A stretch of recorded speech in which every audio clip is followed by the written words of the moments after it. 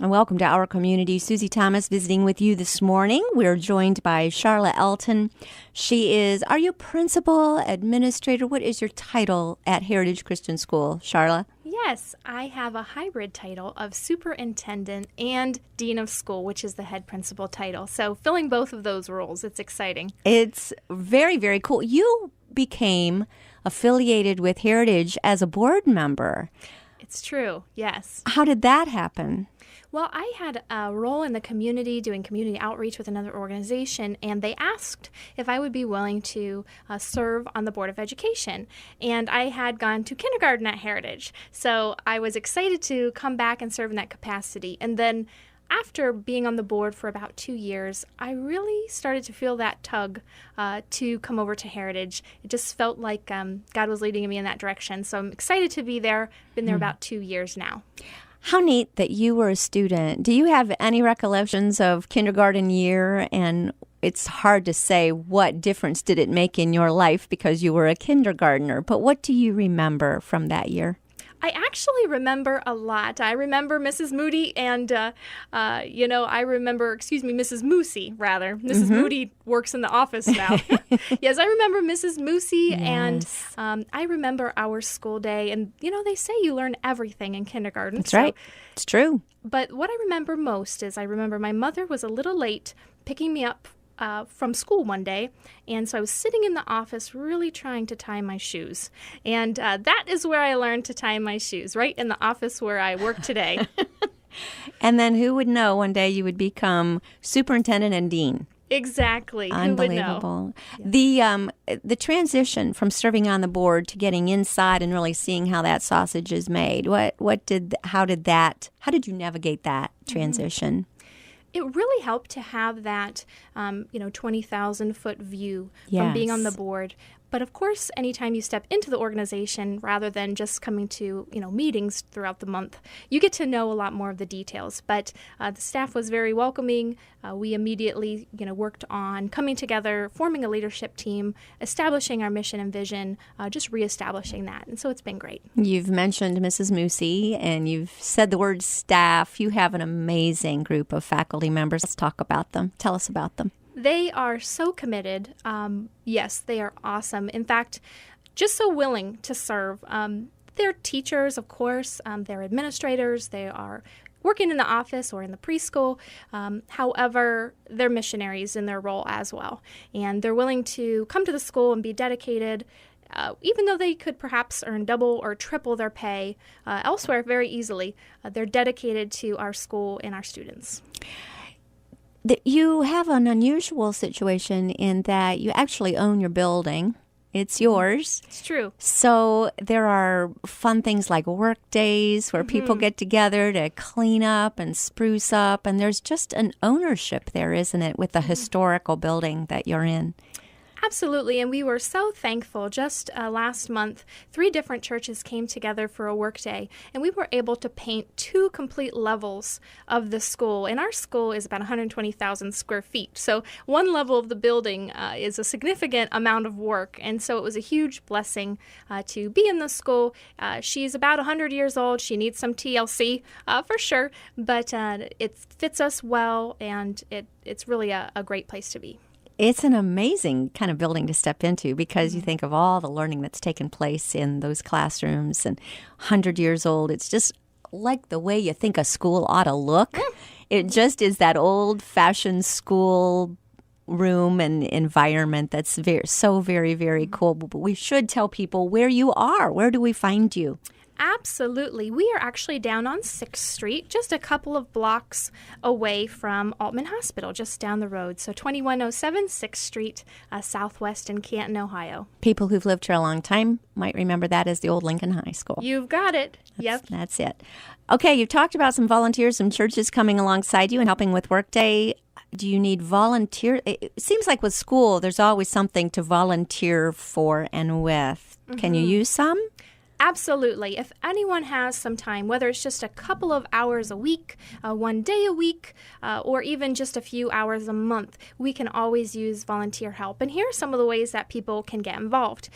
We actually need help in our library. So when the teachers bring down the students to library, we could use some help with the checking in and checking out books, those sorts of things. We have several other volunteer opportunities, counting the box tops that parents turn in, even helping little ones read and have breakout sessions in the classes. We just have a nurse who's actually going to be assisting the nurse that's provided by Canton City throughout the week also in helping with our students. And one big way that people can help volunteer also is that Heritage Christian School has the opportunity at the Stark County Fair to take tickets. And the school will receive a portion of the gate costs. And the more volunteers that we have, the more funds that we can raise for the school. And it's literally as easy as taking tickets and helping to man the ticket booth at the fair. And so that's actually on Saturday, September 2nd.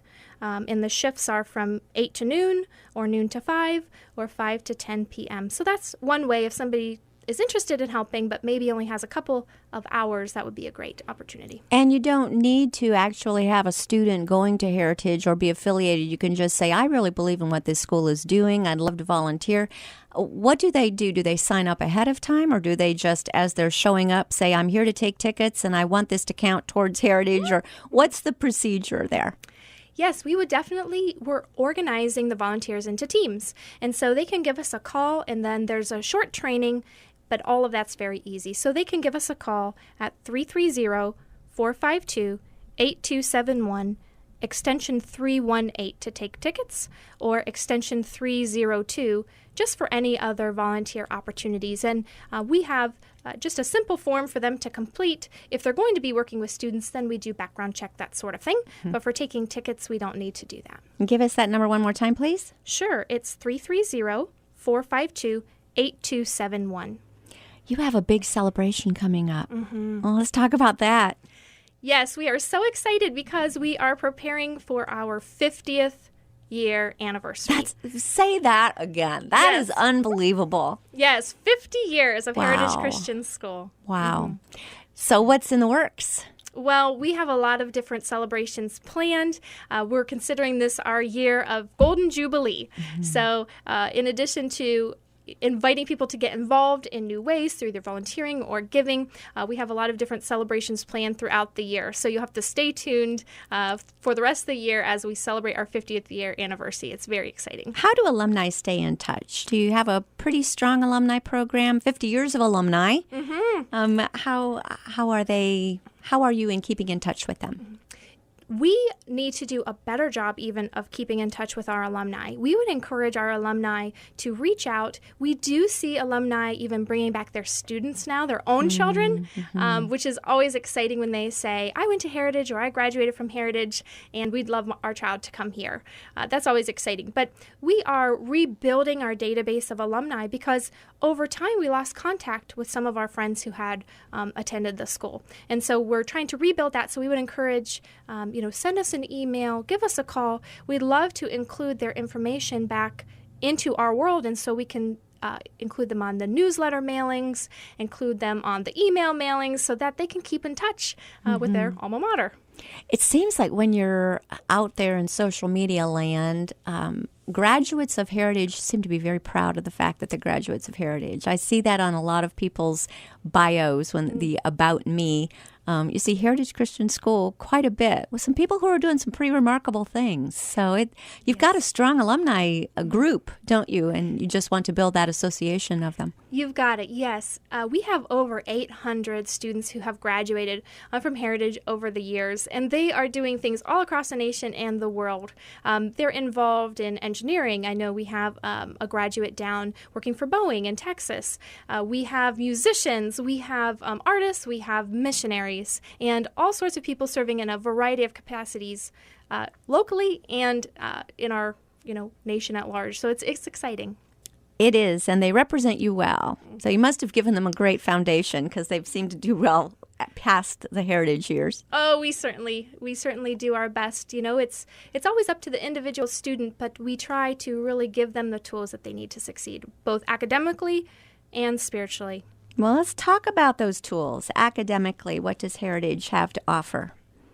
Yes, academically, we have something that others in the area do not have. So we've always had a strong academic foundation, and this last year even, our scores jumped further. Our scores are very strong. Sometimes people think because we're in an urban environment, perhaps our scores would not be as strong as they are, but they're very strong, some of the best in the very community that we have here. Our students go on to college at some of the best in the county rates, and so we're very excited about that. We're also transitioning to the classical approach to education. So our youngest students are transitioning soon here, kindergarten and first grade. We're adding classical elements. And then in a following year, more grades, the next block of grades will transition, etc. What does that mean? What are those classical elements? Yeah, classical is really a philosophy and an approach to education. And it goes back to the way that we used to educate children years and years ago before the Industrial Revolution prepared people to work in industrial environments like factories. And it really focuses on logic and rhetoric. So being able to think well, be a lifelong learner, to be able to articulate yourself and articulate well your position. So what that looks like in the younger grades, it's a lot of facts. When kids are like little sponges, we want to soak their brains full of knowledge. So that's done a lot of times through songs, chants, rhymes. Of course, literature is key in classical education. As they get into the middle school ages where they kind of want to debate a bit more, we teach them to form an argument, form a logical conclusion, how to present themselves, make an argument, and do it well. And then when they're in high school, it's about self-expression. So taking the facts that they've been learning throughout their entire education and then presenting themselves well, whether it's through art, whether it's through public speaking, whether it's through a piece of written work, just making sure that they're able to present their, whatever they're trying to come across in terms of their position or their personal beliefs, defending their faith, or even just some academic learning as well. I don't know if this was on purpose, but you seem to have correlated all of that learning with child development itself. So taking advantage, where sometimes we kind of think, oh my gosh, they're in this stage, but you take advantage of that stage of where the learning would be best for that person at that stage. You've got you it. Thinking about that when you put that all together? I could certainly never take credit for that. This goes way back to Dorothy Sayers and even beyond. But it really makes sense probably when you do look at students and what they're interested in at different parts of their lives. You might as well take advantage of that. It's a brilliant approach. It is. Yes. I'm glad our founding fathers thought of it. Now, with classical, because our campus is very diverse and we love the vibrancy of different students from different backgrounds of all walks of life. And so sometimes classical can be a little bit stuffy or just from one perspective. And so within the Christian worldview, we are adding many different diverse components. So brilliant thinkers from Asia and Africa and women and others that the traditional classical model may not have as much of. But we think that it's important to do classical with a twist, so that's very relevant for students today. So you're integrating faith along with the learning. And you do that in the classroom intentionally. How do you do that? Absolutely. So for younger students, it's woven throughout their day. And even for older students, the students would tell you that you don't just get Bible in Bible class. You learn about God's purpose throughout history. You learn about, creation and how things have come together in the sciences. In math even, you learn about order and divine order. And so it's really throughout the curriculum. Now, last year, in order to strengthen our spiritual life program, one thing that we did is for all students grades 6 through 12, we put into place small group mentor groups. So a group of 4 or 5 students meet with a staff member once a week. We go over grades, we open the Bible, we can just talk about life because we all know that adolescence can be a little bit challenging. Yes. So we wanted to have an adult that could really walk with students through that journey. Wonderful. All right. Well, we're going to find out much more about what's happening at Heritage Christian School with Charlotte Alton after these words. You're listening to Our Community.